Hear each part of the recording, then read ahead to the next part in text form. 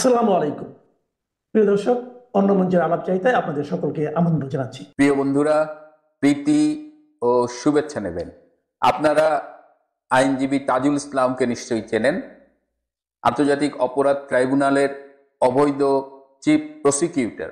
এই আগস্টে সরকারকে জোরপূর্বক উৎখাতের পরে এই যে 71 সালের যুদ্ধ অপরাধের বিচারের জন্য যে আন্তর্জাতিক অপরাধ ট্রাইব্যুনালটি গঠিত হয়েছিল, সেটিকে অত্যন্ত বেআইনি অধ্যাদেশের মাধ্যমে অনেক কিছু অদল বদল করে সেখানে এখন তথাকথিত জুলাই আগস্টের গুম হত্যা অনেক কিছুর বিচার ইনক্লুড করেছে দেখলাম।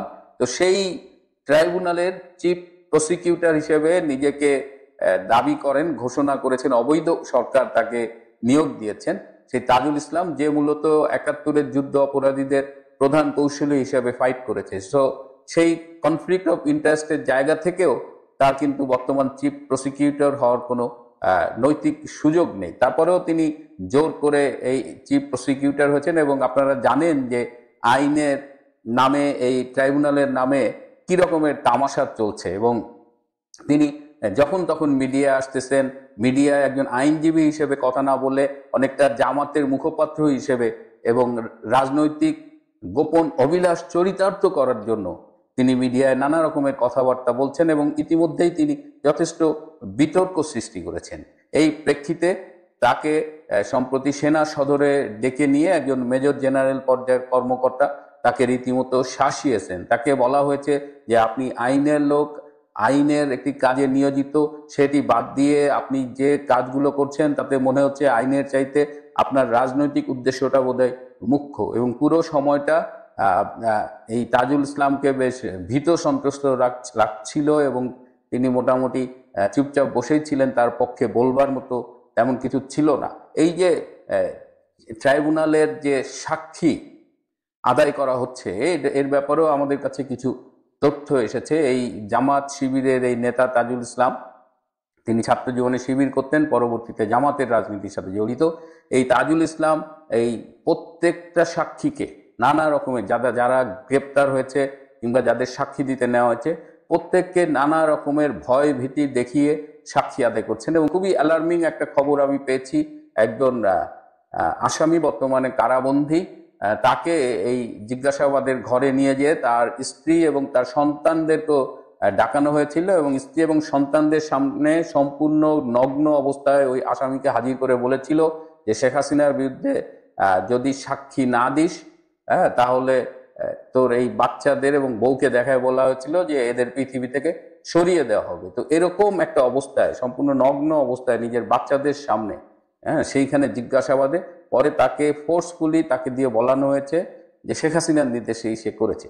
এবং তার কর্মকাণ্ডে বিরক্ত হয়ে দেশবাসী শুধু না, সেনা সদরে তাকে ডাকিয়ে নেওয়া হয়েছিল এবং তাকে হুঁশিয়ার করে দিয়ে বলা হয়েছে যে সে যেন আইনের এই বিষয়টি নিয়ে রাজনীতি করার অপচেষ্টা না করে এবং সে যদি ফার্দার এই কাজগুলো করে তাহলে তার পরিণতি ভালো হবে না।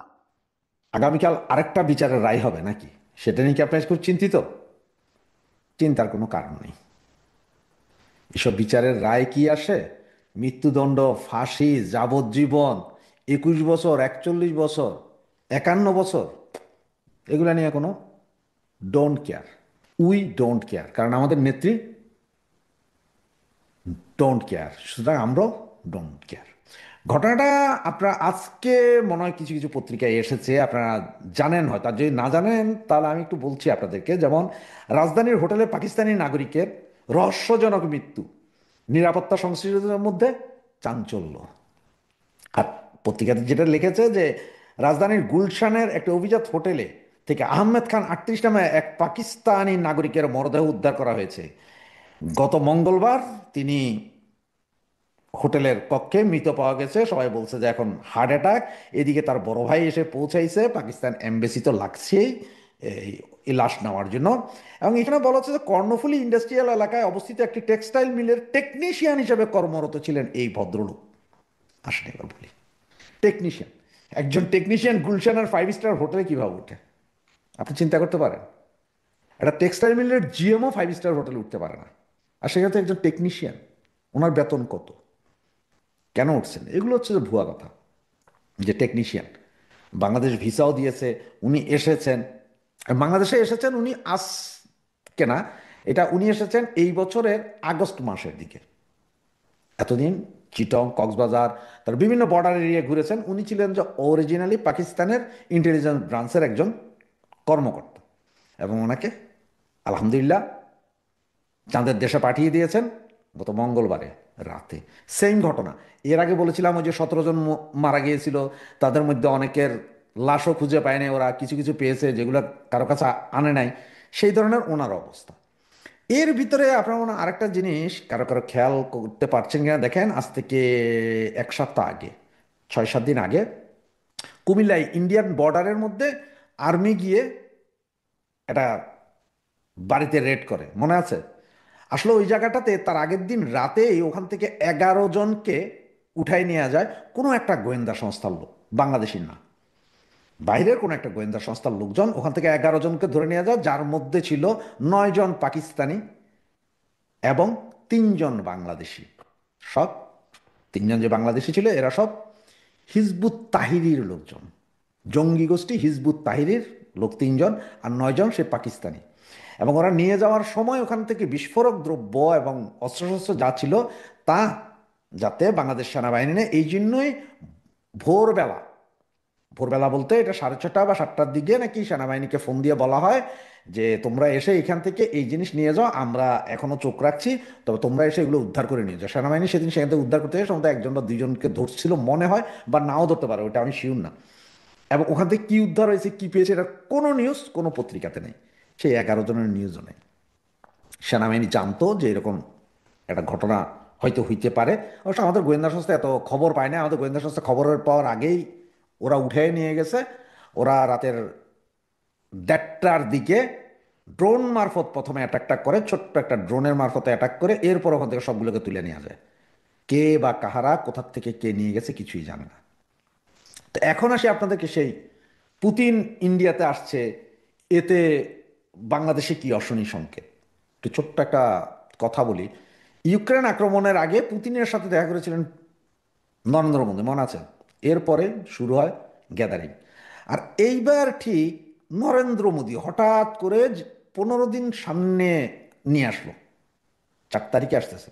এটা কিন্তু কথা ছিল 15 তারিখের পরে সম্ভবত যে আসবেন, কিন্তু অনেক দ্রুত আগায় আনছে, 4 তারিখে আসতেছে। কাহিনীটা কি? হঠাৎ 4 তারিখে উনি এখানে আসছেন। এর আগে আপনি কয়েকদিন আগে খেয়াল করেছেন যে একটা নৌবাহিনীর জাহাজ এসেছিল, যুদ্ধ জাহাজ আসছিল রাশিয়ান। আবার মালাক্কা প্রণালীতে এখন পুতিন আসবে, এই কারণে মালাক্কা প্রণালীতে অনেকগুলো যুদ্ধ জাহাজ, সাবমেরিন, টর্পেডো সব আছে। কারণ কি মালাক্কা প্রণালীতে কেন? কারণ হচ্ছে যে ওই আমাদের যখন স্বাধীনতা সংগ্রাম হয়েছিল, মুক্তিযুদ্ধ হয়েছিল, তখন আমেরিকা যখন 7 ফ্লিট পাঠিয়েছিল, তখন রাশিয়া, সাবেক সোভিয়েত ইউনিয়ন, ওরাও জাহাজ পাঠিয়ে দিয়েছিল। পরবর্তীতে একটা চুক্তি হয়েছিল আমেরিকা এবং রাশিয়ার মধ্যে, যে আমেরিকা এবং রাশিয়া কেউ বঙ্গোপসাগরে কোনো যুদ্ধ জাহাজ বা নৌযান পাঠাবে না। সেটা এতদিন চালু ছিল। এর ভিতরে যখন আমেরিকান যুদ্ধ জাহাজ আসলো, তারপরে টার্কির যুদ্ধ জাহাজ আসলো, চায়নারগুলো তো আছেই, সুতরাং রাশিয়াও পৌঁছে গেছে শুভেচ্ছা সফর এমনি ফুল টুল নিয়ে, এগুলো নিয়ে। এগুলো কিন্তু সবগুলো কিন্তু সাইন। এবং আপনার এই যে রজার খলিল বা আমাদের নিরাপত্তা উপদেষ্টা, ওনাকে দেখলেন আপনার ইন্ডিয়া থেকে দৌড়ে চলে গেল আবার দোহায়, সেখানে যে বিশেষ মিটিং, সেই মিটিং থেকে উনি ফিরে আসছেন শুক্রবার রাতে, ফিরে আসছেন শনিবার সকাল 11টা থেকে উনি দিনের প্রায় 2টা পর্যন্ত 3 ঘন্টার একটা টানা মিটিং করতে হয়েছে আমেরিকার সার্চ দ্য অ্যাফেয়ার্স এখন যে আছে তার সাথে। ওনার রাজার খলিলের গুলশানের বাসভবন, সম্ভবত 33 নম্বর না কত বাসভবনটার নাম্বার, সেখানে দীর্ঘ 3 ঘন্টা। কারণ হচ্ছে তার সাথে কথা হয়েছে এই জন্য যে ওই যে দিল্লিতে এর কথা, তারপরে আপনার ইয়ের কথা, দোহার কথা, এগুলো সব, এবং লাস্ট আমেরিকা বুঝিয়ে দিয়েছেন যে কিভাবে কি হবে। তো এগুলো সবই কিন্তু একটা সাইন। আবার এখন লোকমুখে শোনা যাচ্ছে, আমি বলছি না ভাই, লোকমুখে শোনা যাচ্ছে সম্ভবত 3 তারিখ থেকে ছোটখাটো আকারও সম্ভবত একটা স্ট্রাইক হইতে পারে বাংলাদেশের উপরে, বাংলাদেশের উপর স্ট্রাইক হইতে পারে। বাংলাদেশ হয়তো সেনা সমাবেশ হইতে পারে, সেনাবাহিনীর লোকজন ঢুকতে পারে, কোন দেশের ঢুকে সেটা এখনো জানি না, হ্যাঁ, আমি বলিনি, এটা শোনা যাচ্ছে আর কি। এবং সেখানে আবার আমাদের রংপুর ডিভিশন থেকে প্রায় 12,000 সৈন্য ওই অঞ্চলের বর্ডারে নিয়ে যাওয়া হচ্ছে, যে পার্শ্ববর্তী রাষ্ট্রের 2.5 লাখ সেনার সাথে এই 12,000 যুদ্ধ করবে। ঢিলাকুলু নিয়ে, বুঝতে পারছেন? তো এই অবস্থায় 3 থেকে 6 তারিখের ভিতরও নাকি অনেক কিছু করতে পারে। আবার কিছু কিছু পত্রিকা, কিছু কিছু ইউটিউবার তো বলতেছে যে 6 তারিখে বিশাল একটা ভূমিকম্প হইতে পারে, ওইটা চন্দ্র গ্রহ নক্ষত্র মাইপা ভূতাত্ত্বিক জরিপ কইরা এরা নাকি দেখছে যে একটা বিশাল ভূমিকম্প হবে। ভূমিকম্পের আভাস কখনো দেওয়া যায় না, বন্যার আভাস দেওয়া যায়, ভূমিকম্পের আভাস কেউ আজ পর্যন্ত দিতে পারে নাই তবে বাংলাদেশে। আর সেই ভূমিকম্প আসলে কোনটা? সেই ভূমিকম্প কি কোনো ড্রোন মিসাইল এসে পড়ার ভূমিকম্প নাকি? আবার কিছু কিছু ইউটিউবার বলেছেন যে আপনার বিভিন্ন সেনা ক্যাম্প থেকে আপনাদের যাদের আত্মীয় স্বজন আছে তারা একটু বেরিয়ে যান, ওই চট্টগ্রাম বিভাগ এবং রংপুর বিভাগের ওইসব অঞ্চল থেকে লোকজন আপনার ঢাকার দিকে থাকেন। ওইসব অঞ্চলে আসলে কোথায় কী হবে জানা যায় না, তবে সব কিছুতে একটা বিপদের সংকেত আপনারা পাবেন। সজীব আয়োজক জয় বলেছে কি -2। তারেক জিয়া নিজের অপারগতা স্বীকার করছে গত 2 দিন আগে। সব কিছু নিয়ে একটা গুমোট পরিস্থিতি। আবার এখানে জামাতিরা তো লেগেই আছে একের পর এক, শুধুমাত্র কি দাও, রায় দাও, ফাঁসি দাও, রায় দাও, ফাঁসি দাও। এর ভিতরে এই কোর্ট এগুলো নিয়েও ইন্টারন্যাশনালি কেউ খুশি না। এদিকে আপনার কমনওয়েলথ, কমনওয়েলথ কিন্তু বহুত বড় সংস্থা। কমনওয়েলথ বলে দিয়েছে যে আপনার আওয়ামী লীগ ছাড়া নির্বাচন হবে না। বিশ্বের বিভিন্ন দেশ বলছে নির্বাচন হবে না। খলিল সাহেবের আন্ডার প্যান্ট ছাড়া লুঙ্গি পরে দৌড়াদৌড়ি এই দেশ ওই দেশ। সেইখানে আবার সিআইএ এর পদকপ্রাপ্ত কাতারের আমিরের সবচেয়ে বিশ্বস্ত লোক, ওনারা যে ওখানে কথা বলা, 2 দিন আগে পাকিস্তানি গোয়েন্দা সংস্থার লোক মারা যাওয়া এবং আরও 9 জন পাকিস্তানি গোয়েন্দা সংস্থার লোককে কুমিল্লা থেকে উঠিয়ে নিয়ে যাওয়া, এগুলো সব মিলাইলে আপনারা বুঝতে পারবেন যে বাংলাদেশে এখন অনেক কিছুই ঘটছে। অনেক কিছু আমরা দেখতে পাচ্ছি, অনেক কিছু দেখতে পাচ্ছি না। ওই যে বলে একটা ডিপ স্টেটের খেলা বলেছিলেন, আমরা বলছিলাম ডিপ স্টেট, সব দেশেরই ডিপ স্টেট আছে। আর ডিপ স্টেটের খেলাটা এমন যে আপনি ঘটনা সত্য, প্রমাণ নাই, আপনি প্রমাণ করতে পারবেন না।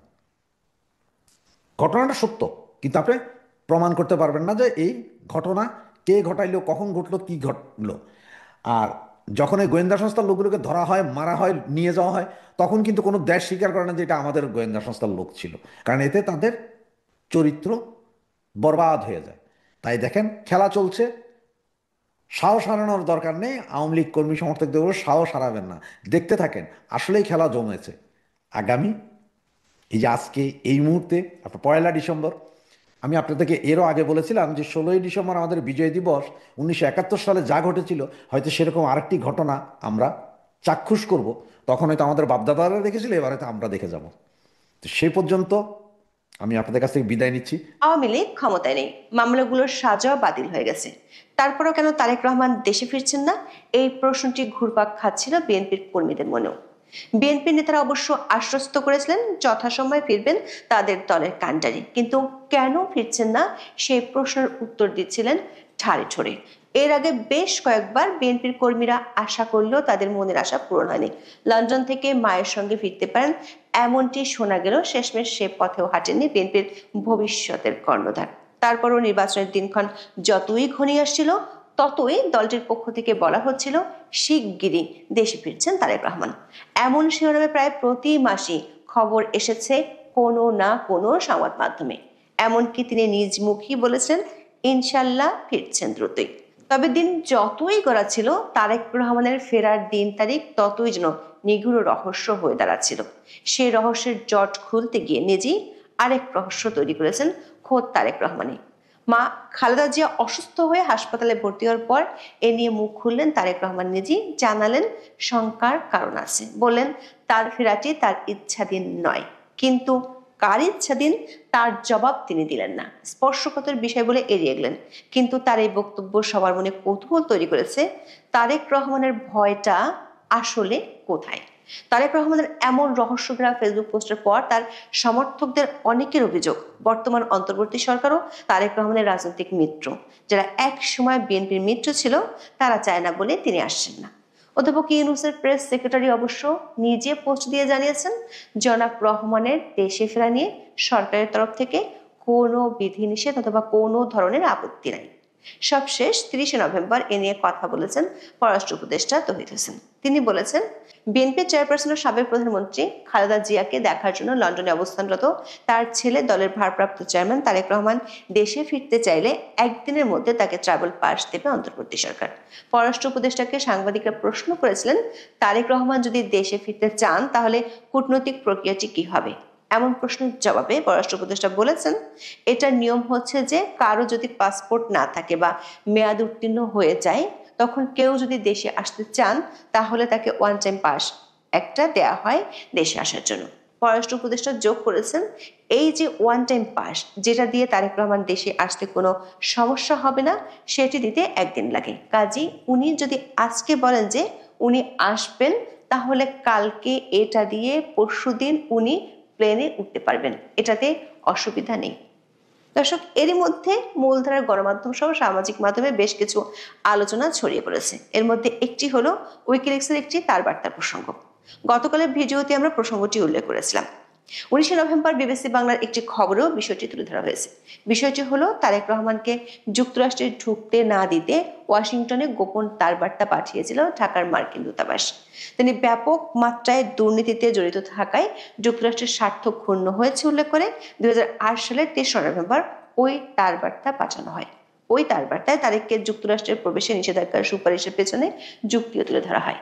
কিন্তু আমাদের অনুসন্ধান বলছে, এই নিষেধাজ্ঞার বিষয়টি যে বিভ্রান্তিকর সেটি বাংলাদেশে নিযুক্ত মার্কিন রাষ্ট্রদূত 2014 সালের 10 ফেব্রুয়ারি বলেছিলেন।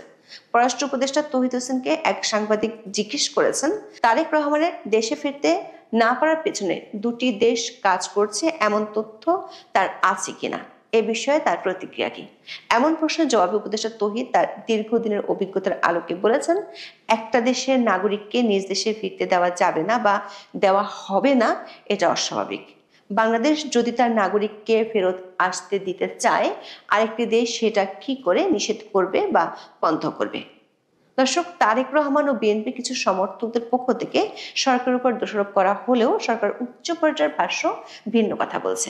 এমনকি সরকারের যে ভাষ্য সেটি নিয়ে বিএনপিও কোনো কথা বলছে না। ফলে কার্যত তারেক রহমানের ফেরার নিগূঢ় রহস্যটি আরো রহস্যময় হয়ে উঠেছে।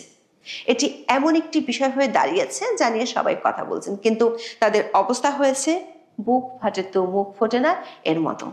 দর্শক, তারেক রহমান যদি না ফেরেন আর সরকারের ঘোষণা মতো যদি ফেব্রুয়ারিতে নির্বাচন হয়, তাহলে কি হবে? এক সাংবাদিক পররাষ্ট্র উপদেষ্টার কাছে প্রশ্ন রেখেছিলেন, তাতে নির্বাচন সুষ্ঠু নিরপেক্ষ হওয়ার ক্ষেত্রে কি কোনো সমস্যা হবে? পররাষ্ট্র উপদেষ্টা কোনো রাগঢাক না রেখেই বলেছেন, তাতে কোনো সমস্যা হবে বলে তিনি মনে করেন না। বলেছেন, তারেক সাহেব তো দেশে ছিলেন না, তাও তো বিএনপি নেতৃত্ব তার হাতে আছে। কাজী উনি ঢাকায় পদার্পণ না করলে যে নির্বাচন হবে না বা সুষ্ঠু হবে না, এমনটা তার ঠিক মনে হয় না। উপদেষ্টা দাবি করেছেন, নির্বাচন সুষ্ঠু হবে কিনা সেটি অন্যান্য আরো ফ্যাক্টরের উপর নির্ভর করে, যেমন আইন শৃঙ্খলা পরিস্থিতি, নির্বাচন কমিশনের সফলতা ইত্যাদি। তিনি যোগ করেছেন, একজন ব্যক্তির দূরে থাকা বা দেশে না থাকার কারণে নির্বাচন নষ্ট হবে বলে তিনি মনে করেন না। দর্শক, পররাষ্ট্র উপদেষ্টার এই মন্তব্য থেকে একটি বিষয় পরিষ্কার, সরকার নির্বাচন সুষ্ঠু হওয়া নিয়ে তারেক রহমানের দেশে ফেরার ব্যাপারে চিন্তিত নয়। অর্থাৎ তারেক রহমান দেশে না ফিরলেও সরকার নির্বাচন করতে চায়। সরকার জন্য পরোক্ষভাবে বলছে, আমরা আপনার ফ্লাইটের জন্য টিকিট দেব, কিন্তু ট্রেনের টাইম টেবল বদলাবো না, সময় মতো উঠুন, না হলে পুরো জাতি আপনার জন্য অপেক্ষা করবে না। সেক্ষেত্রে বিএনপির জন্য বড় প্রশ্ন হলো, দলের সবচেয়ে বড় একজন নীতি নির্ধারককে বাইরে রেখে বিএনপি ভোটের মাঠে লড়তে গিয়ে কতটা স্বস্তি বোধ করবে। তার চেয়েও বড় প্রশ্ন, দেশে না আসলে কি তারেক রহমান নির্বাচনে লড়তে পারবেন? নিশ্চিত একটি তথ্য হলো, তারেক রহমান এখনো বাংলাদেশের কোনো এলাকার ভোটার হননি। এমনকি লন্ডনে বসে তার ভোটার হওয়ার সুযোগ ছিল, কিন্তু সেই সুযোগ এখনো তিনি নেননি। সূত্রগুলো বলছে, বাংলাদেশের লন্ডন হাই কমিশনের পক্ষ থেকে জনাব তারেক রহমানকে ভোটার হওয়ার জন্য অনুরোধ করা হয়েছিল, কিন্তু তিনি সে প্রস্তাব গ্রহণ করেননি। ভোটার হওয়া ছাড়া কি বাংলাদেশের আইনে নির্বাচনের প্রার্থী হওয়া সম্ভব? 1972 সালে গণপ্রতিনিধিত্ব আদেশ, যেটি দিয়ে আসলে বাংলাদেশের সংসদ নির্বাচন পরিচালিত হয়, এটিকে বলা হয় আরপিও। এই আরপিও আইনটি বাংলাদেশের নির্বাচনের মাঠের মূল খেলার নিয়মকানুন নির্ধারণ করে। আরপিওর 12 অনুচ্ছেদে প্রার্থীর যোগ্যতা সংক্রান্ত একটি অত্যন্ত গুরুত্বপূর্ণ শর্ত রয়েছে। সেখানে পরিষ্কারভাবে বলা হয়েছে, কোনো ব্যক্তি সংসদ সদস্য হিসেবে নির্বাচিত হবার বা থাকার যোগ্য হবেন না যদি তিনি কোনো নির্বাচনী এলাকায় ভোটার হিসেবে তালিকাভুক্ত না থাকেন। দর্শক, এটি একটি মৌলিক এবং বাধ্যতামূলক নিয়ম, অর্থাৎ আপনি যদি কোনো আসনে সংসদ সদস্য হিসেবে প্রতিদ্বন্দ্বিতা করতে চান তবে আপনাকে অবশ্যই সেই নির্দিষ্ট নির্বাচনী এলাকার চূড়ান্ত ভোটার তালিকায় নিবন্ধিত থাকতে হবে। এই নিয়মটি এতটাই কঠোর যে যদি কেউ একজন মনোনীত প্রার্থীর নাম প্রস্তাব বা সমর্থন করতে চান তাকেও ওই এলাকার ভোটার হতে হবে। তারেক রহমানের ক্ষেত্রে আইনের এই প্রয়োগটি খুবই সরল। যদি তিনি এই মুহূর্তে নির্বাচন কমিশনের তৈরি চূড়ান্ত ভোটার তালিকা অন্তর্ভুক্ত না থাকেন তাহলে তিনি প্রার্থী হিসেবে মনোনয়নপত্র দাখিল করলেও যাচাই বাছাইয়ের দিনে রিটার্নিং অফিসার কর্তৃক তার আবেদনটি বাতিল হয়ে যাবে। এটি বিচারিক ঘোষণার জন্য অপেক্ষা করে না, এটি শুধু তথ্যের ভিত্তিতে বাতিল করা হয়। এটি অনেকটা এমন যে আপনি বিয়ের কার্ড ছাপিয়েছেন কিন্তু কনের নাম লিখতে ভুলে গেছেন, ঠিক তেমনই এমপি হওয়ার সব আয়োজন করা হলো কিন্তু ভোটার লিস্টের নামটাই নেই। এটাই হলো আরপিওর 12-1 ক অনুচ্ছেদ। সব স্বপ্ন এক নিমেষেই প্রশাসনিক বাতিলের খাতায় চলে যায়। এখানে আরেকটি বিষয় দেখার আছে, একটি সংসদ নির্বাচনের আগে সবশেষ কত সময় পর্যন্ত আপনি ভোটার হতে পারবেন। দর্শক, নির্বাচনের তাফসিল ঘোষণার আগে ভোটার তালিকা হালনাগাদের একটি নির্দিষ্ট সময়সীমা থাকে।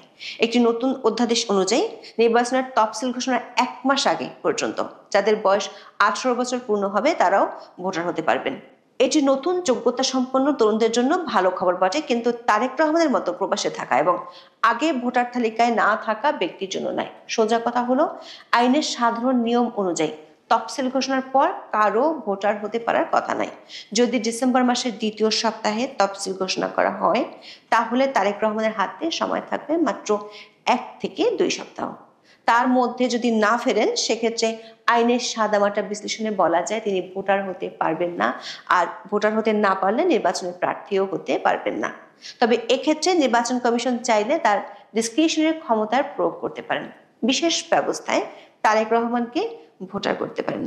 নির্বাচনী আইন বিশেষজ্ঞরা বলছেন সেটি হলে আইনি ঝামেলায় পড়ে যেতে পারে 2 পক্ষ এবং বিষয়টি নৈতিক দিক থেকে ঠিকও হবে না। দর্শক, তারেক রহমানের ফেরা নিয়ে এখন বিএনপির যে উদ্বেগ, নির্বাচনের তফসিল ঘোষণা হলে সেই উদ্বেগ হয়তো পরিণত হবে কে বিএনপিকে নির্বাচনী প্রচারের মাঠে সশরীরে নেতৃত্ব দেবেন। কারণ খালেদা জিয়ার শারীরিক যে কন্ডিশন তাতে তার পক্ষে অতীতের মতো টেকনাফ থেকে তেঁতুলিয়া পর্যন্ত ছুটে বেড়ানো অসম্ভব। আমি সোজা কথা ভাই সোজা করে বলি, আমি ঘুরিয়ে পেঁচিয়ে কথা বলতে পারি না।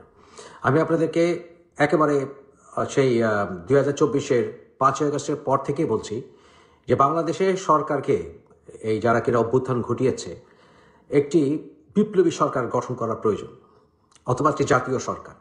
বিপ্লবী সরকার গঠন না করলে এই সরকার কোনোভাবেই দেশীয় এবং আন্তর্জাতিক কোনো আইনে বৈধতা প্রমাণ করতে পারবে না।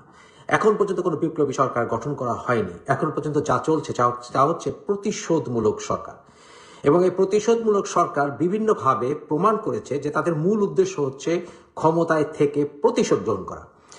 বর্তমানে এনসিপি এই সরকারের প্রতি মোটামুটি সমর্থন উঠিয়ে ফেলেছে, কারণ বর্তমানে এনসিপিরা বলছে যে বর্তমান সরকারে অনেক ধান্দাবাজ পাটপার আছে। তারা নিজেরাই বলেছে, অনেকে আখের গুছিয়ে ফেলেছে, অর্থাৎ দেশের ধন সম্পত্তি লুট করছে। ডক্টর ইউনূস নিজেই বলেছিলেন যে উনি এই সকল চ্যাংরাদের দ্বারা নিয়োগপ্রাপ্ত হয়েছেন, এবং পরবর্তীতে আমরা দেখেছি যে বারবার বিএনপি বলেছে যে এই সরকারের অধিকার নেই সংবিধানকে ছুঁড়ে ফেলে দেয়া। সংশোধনের নামে, সংবিধানের সংশোধনের নামে এই সকল কাজ কারবার কোনোভাবেই গ্রহণযোগ্য নয়।